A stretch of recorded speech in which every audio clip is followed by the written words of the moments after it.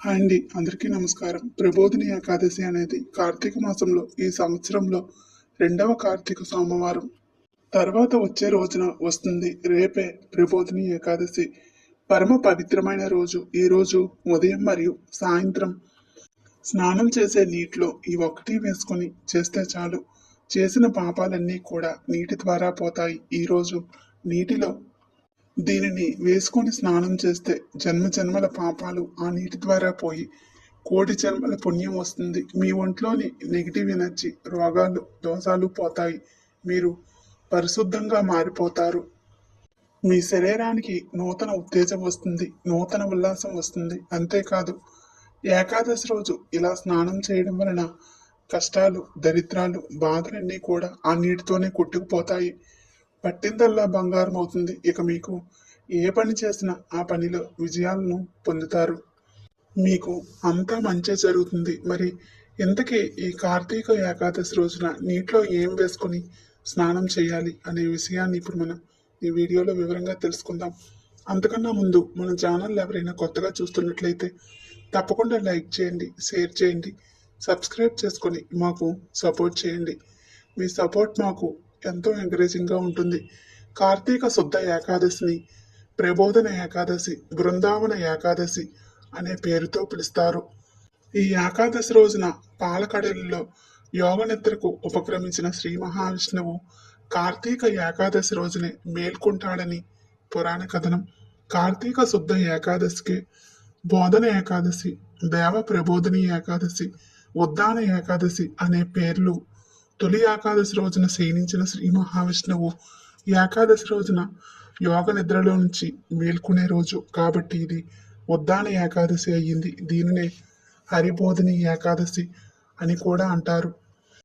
తొలి ఏకాదశి నాడు ప్రారంభమైన చాతుర్మాస్య వ్రతం ఏకాదశితో ముగుస్తుంది. మహాభారత యుద్ధంలో భీష్ముడు ఈ ఏకాదశి నాడే అస్త్ర సన్యాసం చేసి అంపశయ్య మీద శయనిస్తాడు. ఈ రోజున ఉపవాసం ఉండి విష్ణువును పూజించి రాత్రి జాగరణ చేయాలి. మరునాడు ద్వాదశి గడియలు ఉండగానే విష్ణు పూజ చేసి పారాయణం చేసి భోజనం చేసి వ్రతాన్ని ముగించాలి.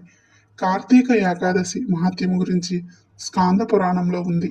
పాపాలను హరించే ఈ ఏకాదశితో 1000 అశ్వమేధ యాగాలు, 1000 రాజసూయ యాగాలు పుణ్యం లభిస్తుంది.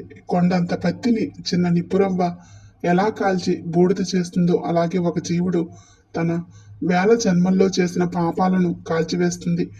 ఏకాదశి ఉపవాస వ్రతం చేసిన, ఈ చిన్న దానం చేసిన అది సుమేరు పర్వతానికి సమానమైన పుణ్య ఫలితం ఇస్తుందని, ఏకాదశి వ్రతం చేసిన వారికి సాధించలేనివి ఏమీ ఉండవని సాక్షాత్తు బ్రహ్మదేవుడే వివరించారు. ఈరోజు ఉపవాసం ఉన్నవారికి ధాన్యం, సంపదలు, ఉన్నత స్థానంతో పాటు పాప పరిహారం జరుగుతుంది. పుణ్యక్షేత్ర దర్శనాలు, వేదం చదవటం వలన కలిగిన పుణ్యానికి 1,000,000 రెట్ల ఫలితం ఈ ఏకాదశి ఉపవాస వ్రతం చేసిన వారికి లభిస్తుంది. ఈ ఏకాదశి రోజు ఒక్కరికి అన్నదానం చేస్తే సూర్యగ్రహణ సమయంలో పవిత్ర గంగానది తీరాన 1,000,000 మందికి అన్నదానం చేసినంత ఫలితం వస్తుంది. వస్త్రదానం, పండ్లు, దక్షిణతో కూడిన తాంబూలాన్ని పండితులకు ఇస్తే ఈ లోకంలోనే కాక మరణం అనంతరం పరలోకంలో కూడా సర్వసుఖాలు లభిస్తాయి. కార్తీక శుద్ధ ఏకాదశి రోజున బ్రహ్మాది దేవతలు, యక్షులు, కిన్నెరులు, మహర్షులు, సిద్ధులు, యోగులు తమ కీర్తనలు, భజనలు, హారతులతో పాలకడలిలోని శ్రీ మహావిష్ణువుని నిద్రలేపుతారు. అందువలన ఉద్దాన ఏకాదశి రోజున ఎవరు శ్రీ మహావిష్ణువుకు హారతి ఇస్తారో వారికి అపమృత్యు దోషాలు తొలగిపోతాయని పురాణాల్లో తెలియజేస్తూ ఉన్నారు. కాబట్టి ఈరోజు విష్ణుమూర్తికి కర్పూర హారతి ఇవ్వాలి. అలా కుదరకపోతే దేవాలయానికి వెళ్ళి అక్కడ స్వామికి ఇచ్చే హారతిని కన్నులారా చూసిన, హారతి కర్పూరం సమర్పించిన దోషం పరిహారం జరుగుతుంది.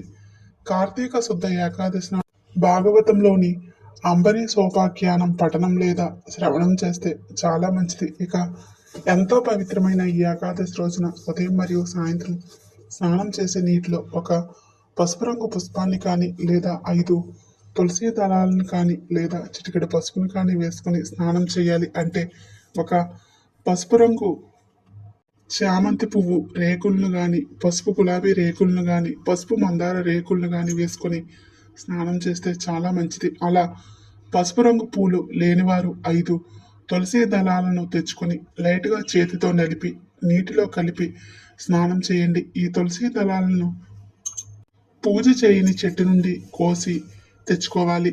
అందరి ఇళ్లల్లో పూజ చేసే తులసి చెట్లే ఉంటాయి, కానీ పూజలు చేయని తులసి చెట్లు ఉండవు. అలాంటి వారు ఒక అర స్పూన్ అంత పసుపు నీటిలో వేసుకొని స్నానం చేయండి. ఇలా ఒక పసుపు రంగు పువ్వును కానీ 5 తులసి దళాలను కానీ పసుపును కానీ వేసుకొని స్నానం చేస్తే ఆ రోజుతో మీ జీవితం మారిపోతుంది. 1000 కోట్ల సంవత్సరాలు వైకుంఠంలో నివసిస్తారు. ఈరోజు నీటిలో దీనిని వేసుకొని స్నానం చేస్తే జన్మల పాపాలు ఆ నీటి ద్వారా పోయి 1,000,000 జన్మల పుణ్యం వస్తుంది. మీ ఒంట్లోని నెగిటివ్ ఎనర్జీ, రోగాలు, దోషాలు పోతాయి. మీరు పరిశుద్ధంగా మారిపోతారు. మీ శరీరానికి నూతన ఉత్తేజం వస్తుంది, నూతన ఉల్లాసం వస్తుంది. అదృష్టం మిమ్మల్ని వరిస్తుంది. అంతేకాదు, ఏకాదశి రోజు ఇలా స్నానం చేయటం వలన మీ కష్టాలు, దరిద్రాలు, బాధలన్నీ కూడా ఆ నీటితోనే కొట్టుకుపోతాయి. మీరు పట్టిందల్లా బంగారం అవుతుంది. ఇక మీకు ఏ పని చేసినా ఆ పనిలో విజయాన్ని పొందగలుగుతారు. కనుక కార్తీక ఏకాదశి రోజు అందరూ కూడా ఈ విధంగా స్నానం చేసి శుభ ఫలితాలను పొంది సంతోషంగా జీవించండి. ఈరోజు స్నానం చేసే సమయంలో గంగేశ, యమునే చైవ గోదావరి సరస్వతి నర్మదే సింధు కావేరి జలేస్మిన్ సన్నిధిం కురు అనే శ్లోకాన్ని చదవాలి. ఇలా చదివితే సమస్త పుణ్యనదుల్లో స్నానం చేసిన ఫలితం వస్తుంది. ఒకసారి ధర్మరాజు శ్రీకృష్ణుడితో, శ్రీకృష్ణ పరంధామ, కార్తీక శుక్ల ఏకాదశి అంటే ఏమిటి, ఈ ఏకాదశి మహత్యం తెలపమని ప్రార్థించాడు. దానికి శ్రీకృష్ణుడు, ధర్మరాజా, బ్రహ్మదేవుడు నారద మహర్షికి వివరించిన ఈ ప్రబోధిని ఏకాదశి గురించి పూర్తిగా చెప్తాను, శ్రద్ధగా విను అని ఇలా చెప్పడం ప్రారంభించాడు. రాజా, కార్తీక మాసంలో శుక్లపక్షంలో వచ్చే ఏకాదశిని ప్రబోధిని ఏకాదశి అంటారు. ఇది ఎంతో పవిత్రమైన రోజు. సమస్త పాపాలను పోగొట్టే పుణ్యదినం. గంగా నదితో పాటు సమస్త పుణ్యతీర్థాలు పోగొట్టి పాపాలన్నింటినీ కూడా ఈ ఒక్కరోజు ఉపవాసం చేస్తే పోగొడుతుంది. అంతటి శక్తి ప్రబోధిని ఏకాదశికి ఉంది. ప్రబోధిని ఏకాదశి వచ్చిందంటే గంగా నదితో మరియు ఈ భూమండలంలో ఉన్న సమస్త పుణ్యతీర్థాలతో మానవులకు పని లేదని ఆ పుణ్యతీర్థాలే ఒప్పుకుంటాయి. ఏకాదశి చాలా మహత్తరమైనది అని లార్డ్ కృష్ణ ధర్మరాజుకు వివరించాడు. భగీరథుడు మహా తపస్సు చేసి గంగానదిని ఈ భూమి మీదకు తీసుకువచ్చాడు. అప్పుడు గంగానది, నేను ప్రబోధిని ఏకాదశి రోజు వరకు పాపాలను పోగొడతాను అంటుంది. అంటే ప్రబోధిని ఏకాదశి రోజు ఇక గంగానదితో పని లేదు. ఆ రోజు ఆచరించే పుణ్య కార్యాల వలనే మానవుల పాపాలన్నీ కూడా పోతాయని అర్థం. ఈరోజు ఉపవాసం చేస్తే వేల కొద్ది అశ్వమేధ యాగాలు చేసిన ఫలితం వస్తుంది. అంతేకాదు, 100 రాజస యాగాలు చేసిన ఫలితాన్ని పొందుతారు. పూర్తిగా ఉపవాసం ఉండలేని వారు టిఫిన్ చేయవచ్చు, లేదా పాలు, పండ్లు లాంటివి తిని కూడా ఉపవాసం చేయవచ్చు. ఈ రోజు చేసే దాన ధర్మాల వలన అనంతమైన పుణ్యం లభిస్తుంది. ఈరోజు ఏ చిన్న పుణ్య కార్యం చేసినా అది మేరు పర్వతానికి సమానమైన పుణ్య ఫలితాలను ఇస్తుందని ప్రతీతి. కాబట్టి ఈరోజు మీ శక్తి కలిగిన వారు అన్నదానం చేస్తే చాలా మంచిది. అన్నదానం చేసే అంత స్తోమత లేదు అనుకునేవారు కనీసం ఒక ఆకలితో ఉన్న ఒక మనిషికైనా సరే భోజనం పెట్టినా కూడా విశేషమైన ఫలితం కలుగుతుంది. 1,000,000 రెట్ల ఫలితాన్ని ఇస్తుంది. ఏకాదశి గురించి అనేక గాథలు ఉన్నాయి. ఒక కథనం ప్రకారం శ్రీహరి యోగ నిద్రలోకి వెళ్ళిన సమయంలో దేవతలు బలహీనంగా ఉంటారు, వారికి దైవ బలం ఉండదన్న భావనతో అసురులు విజృంభించారు. దైవగణం వైకుంఠానికి వెళ్ళగా వారి దయానీయతను గమనించిన దేవాదేవుడి దివ్య దేహం నుంచి యోగమాయకు ప్రతిరూపమైన శక్తి ఉద్భవించి అసుర సంతతిని తరిమి కొట్టింది. యోగ నిద్ర నుంచి లేచిన భగవానుడు ఆ శక్తికి ఏకాదశి అని నామకరణం చేశాడు. ఏకాదశి దీక్ష ముఖ్యంగా ఉపవాస ప్రధానమైనది.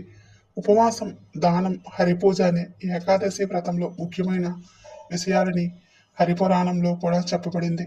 ఏకాదశి రోజు ఉపవాసం ఉన్నవారు ద్వాదశి రోజు విష్ణు పూజ చేసి విష్ణువుకు నివేదించిన పదార్థాలను ఆహారంగా స్వీకరించాలి.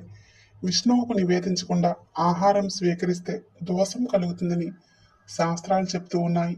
విష్ణు సహస్రనామాన్ని ఎప్పుడు పఠించినా కూడా పుణ్యం కలుగుతుంది. ముఖ్యంగా ఏకాదశి రోజు కనుక విష్ణు సహస్రనామాలను పారాయణం చేస్తే ఆ ఫలితం అనంతంగా ఉంటుంది.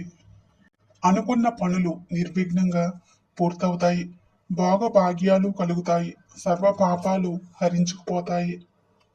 పుణ్యగతులు పడతాయి. అంతేకాదు గ్రహ దోషాలు, నక్షత్ర దోషాలు ఉన్నవారు కూడా విష్ణు సహస్రనామాన్ని ఈరోజు పారాయణం చేస్తే అన్నింటి నుండి విజయం పొందటమే కాకుండా అన్నింటా విజయం సాధిస్తారని శాస్త్రాలు చెప్తూ ఉన్నాయి.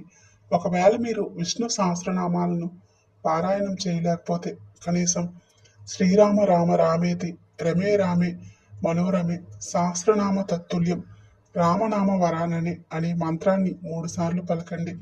అంతే ఫలితం కలుగుతుంది. విష్ణు సహస్రనామం చేస్తే ఎంత ఫలితం కలుగుతుందో ఈ నామాన్ని 3 సార్లు పలికితే అంతే ఫలితం కలుగుతుంది. ఇది తారక మంత్రం. ఎంతో పవిత్ర మంత్రం. ఎంతో శక్తి ఉన్న ఈ మంత్రాన్ని ఈ ఏకాదశి రోజు 3 సార్లు పఠిస్తే చాలు. వారి పాపాలన్నీ కూడా ఆ శ్రీరాముడు అగ్నిజ్వాలల్లో పడి బూడిదైపోతాయి. ఈ ఏకాదశి రోజు మీరు పూజలు ఉపవాసాలు చేయకపోయినా విష్ణు సహస్రనామాన్ని పారాయణం చేయండి, లేదా వినే ప్రయత్నమైనా సరే చేయండి. ఇవేమీ చేయలేని వారు తారక మంత్రాన్ని 3 సార్లు పఠించండి చాలు. ఉపవాసం ఉండకపోయినా ఇలా ఈ పని చేస్తే మహాపుణ్యం కలుగుతుంది. అసలు ఉపవాసం ఎవరు పాటించకూడదు అంటే 8 ఏళ్ల లోపు పిల్లలు, 80 ఏళ్లు దాటిన వృద్ధులు, అనారోగ్యంతో బాధపడుతున్న వారు, షుగర్, బీపీ వంటి వ్యాధులతో బాధపడేవారు, శ్రామికులు, కర్షకులు, ఉద్యోగానికి వెళ్లాల్సిన వారు ఉపవాసాన్ని ఆచరించకపోయినా దోషం లేదని శాస్త్రం చెప్తుంది. ఇలాంటి వారు భక్తి శ్రద్ధలతో ఈరోజు ఈ తారక మంత్రాన్ని పఠిస్తే అనంత పుణ్యం లభిస్తుంది. వారి పాపాలన్నీ కూడా నశించి కోటి జన్మల పుణ్యం లభిస్తుంది. ఈ వీడియో మీకు నచ్చినట్లయితే తప్పకుండా లైక్ చేయండి, షేర్ చేయండి. కామెంట్ బాక్స్లో ఓం నమః శివాయ అని తప్పకుండా కామెంట్ చేయండి.